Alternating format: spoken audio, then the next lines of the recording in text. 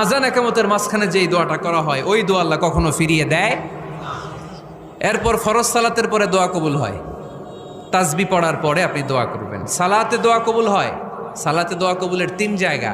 একটা হচ্ছে তাকবীরে তাহরিমার পরে আমরা সানা পড়ি না, আমরা তো একটা পড়ি, আল্লাহর হাবিব সুন্নাহ এবং নফল নামাজে আরও পড়তেন সানা, ওই দোয়া কবুল হয়। 2 নম্বর জায়গা সালাতে সেজদায় পড়ে দোয়া করলে কবুল হয়।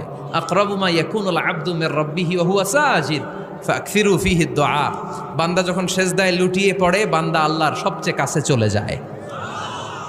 দেখা যায় সেজদাটা মসজিদের কার্পেটে পড়েছে, দেখা যায় কপালটা জায়নামাজের উপরে পড়েছে, দেখা যায় সেজদাটা আমার কপালটা মসজিদের টাইলসে পড়েছে, কিন্তু বিশ্বনবী বলে টাইলসের উপরে না, জায়নামাজে না, তোমার সেজদাটা তোমার রবের কুদরতি পায়ের উপরে পড়েছে।